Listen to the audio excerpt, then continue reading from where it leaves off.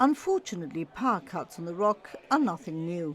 Contractors drilling through cables is not new either. GibElec claims it had provided detailed maps of the cables in the area as its standard procedure.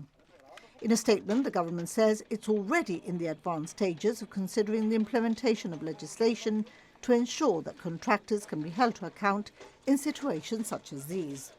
This is nothing new either. It's proposed imposing fines for damaged electricity cables as plans to boost power supply resilience and has spoken of revising legislation for years.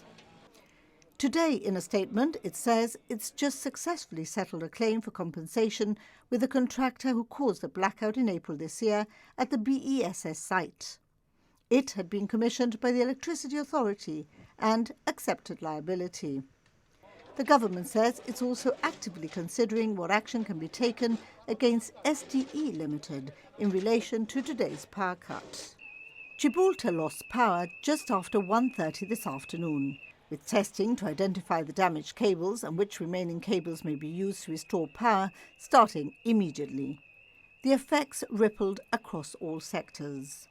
The emergency number 999 was down due to the power outage, along with all the Royal Gibraltar Police phone lines.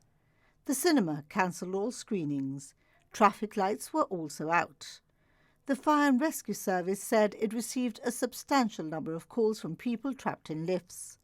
It says all its appliances responded to incidents throughout Gibraltar, with crews redeployed to attend to numerous calls. Services at St Bernard's Hospital were unaffected, as the hospital's generators were working normally at all times. Today, Main Street was busy, with 2 visiting cruise ships. As news of the extent of the damage trickled down, some businesses took the decision to close down, unable to carry out card payments. Hello! Well, we managed to stay open and carry on selling about an hour or 2 into the power cut, but after that, everything obviously starts melting. And then it was either just give it all away or throw it. So basically, I sent out a few WhatsApp messages. I got someone to put a quick post, because we haven't even had time to see what it said. And then all Gibraltar has come to get ice cream. And basically, we're just giving it all away free.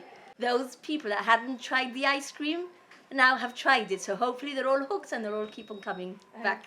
For us, the problem is that our stock melts and we have to throw it. It's like 100 litres of milk, which we're going to have to throw. All the ice creams that we've had to give away today, and it's all a loss. I think it's been quite a challenge of everyone in Main Street, in Casemates and all of Gib, to be fair. We've tried to adapt as much as possible as we could, obviously putting a chair, as you can see, a chair outside, having one of the chairs close to the door just to get natural sunlight in to try and obviously keep the business running. The machines now can't charge, so when they run out of battery, they run out of battery and that's it. Well, we haven't been able to do any business. Shops are too dark, and nothing with the cruise ships, obviously. And obviously now we have staff who we have to pay overtime to. We can't close 2 of our shops at the moment. Well, they're electric shutters, so what are we supposed to do? Can't close. We've just seen a couple of policemen parade up and down Main Street. They should have been here earlier. Our shops are high-value stuff, so we expect some sort of protection. We've already had an incident in Main Street before. And I am hoping that government will give us some sort of compensation, because this is just not on. It's like the 3rd time this has happened. Literally our shops just go pitch black, so we are the owners of Mango Man, Emporium and Emporium Home. And due to health and safety, we just had to shut our doors. There's no choice about that. We close our doors and we wait to see if we hear anything on social media, if there is any news or any forecast of how quick the power will come back on. There was cruise liners in, our shops were heaving. We could tell by the numbers ringing through the till. And it's just a shame, because again, our economy is suffering for these power cuts that happen in Gibraltar. That's not a one-off, it's a continuous effect throughout every single year. Everybody's not happy, they've just lost a lot of money. We've been closed between 2 and 7. I would say over the full business, over £10,000 easily. I'm sure this high street's lost over 150, 200,000 pounds easily. I am not understanding why contractors in today's day and age with the technology available are drilling through main arteries of our power grid.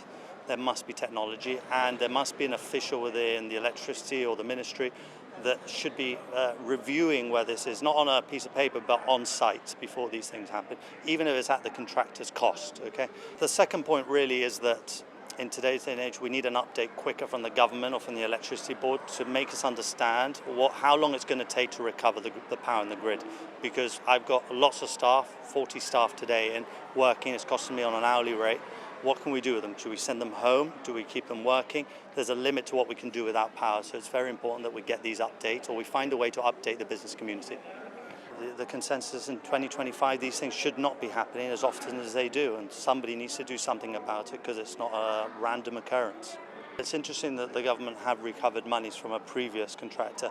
Obviously, I've just mentioned that we've lost monies and other retailers lost money.